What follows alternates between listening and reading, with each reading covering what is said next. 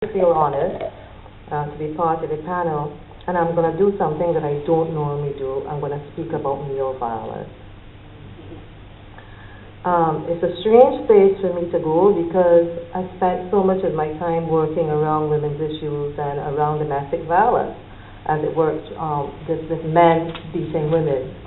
Tonight I'm going to talk about men being assaulted by women, men being abused by women, and at the end of it, I'm hoping that we'll be able to see the similarities and see why at the end of the day we always say that there should be no violence, that we need to bring an end to violence. And I know that one of the questions that's going to come, and I'm going to answer it right away, why do we focus on female violence, men on men and women violence, and that to a large extent has to do with the fact that we know that 1 in 4 women will experience some form of violence in her life. With women on male violence, the figures are not as severe. When Barbados conducted a survey last year, the year before now, by CariGES, we looked at violence in Barbados, and we actually had, although we had advertisements running over and over, we only had one man that came forward to say that he was a victim of violence.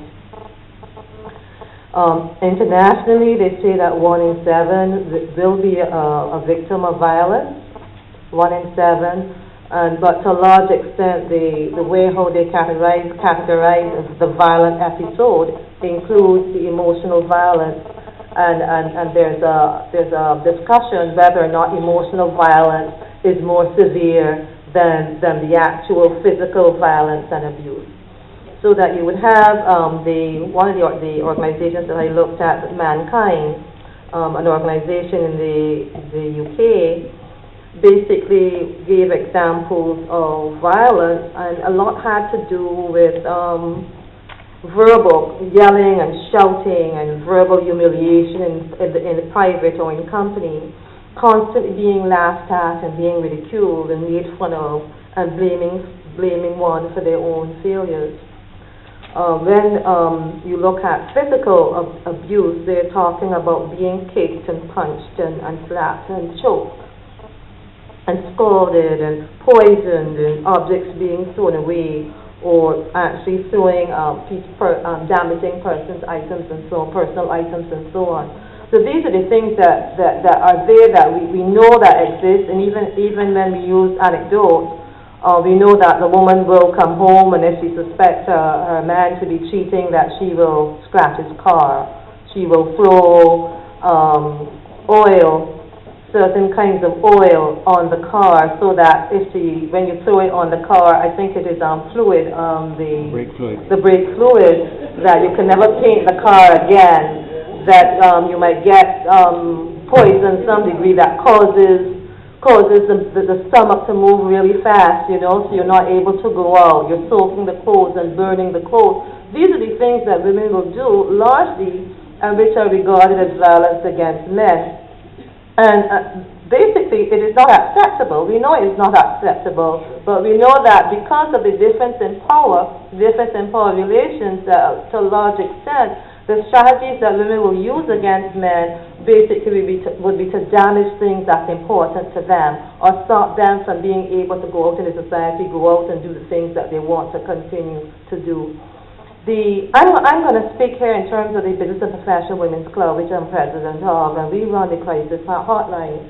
And that hotline, we service men and women, so we get lots of calls from men who are speaking to issues who might say that they're not able to deal with a woman because the woman has withheld sex from them, or the woman is not giving in to them, or something like that. What we have to try to do in helping men to understand violence and to dealing with violence is not to blame the women's organizations because they focus on violence against women. From 1945, the women's organizations around the world were advocating about violence against women. And they came together, they formed organizations at the local level, they formed organizations at the national level and at the international level, and developed strategies to get people to recognize that violence against women is wrong. If we're trying to change the laws or we're trying to get people to recognize that men too are victims of violence, I'm encouraging the men to accept responsibility for their lives as well, and to form a group to educate themselves and educate the women why that too is wrong, and help them to recognize that yes, it took years before women would go into a court or would let their neighbor know that they were abused. And they were ridiculed, and they were laughed at, and people said that it was their fault, that they didn't know how to treat their man good, and how they should dress to make sure that their man don't beat them and don't go out. I'm suggesting that likewise, men need to not be afraid, not be ashamed of being abused by their partner, recognize that it is wrong, and start to develop programs to advocate against it. Be a faith. We have had women attorneys, we've had women ministers, we've had women at all levels who expose themselves so that people would feel more comfortable coming forward. And I'm suggesting that men too need to do that. Come forward, identify with the issue,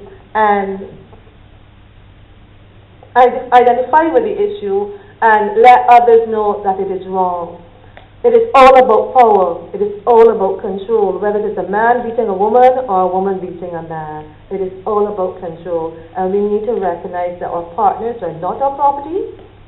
Our partners are our partners, and we need to develop respect. We need to develop show love. And we need to identify and recognize that within relationships that no one can dictate for you what role you should play. And that's where the gender dynamics come in, and because we're saying we don't need an assignment of roles. We need men and women to determine what is the best for them in that relationship. So that basically would be what I would say. Men, talk about it. Don't be afraid. Don't be ashamed. I might laugh. The neighbor might laugh. But at the end of the day, you're going to find that you're going to have more people that are willing to listen and willing to bring about the change, because any form of violence is wrong. To give this some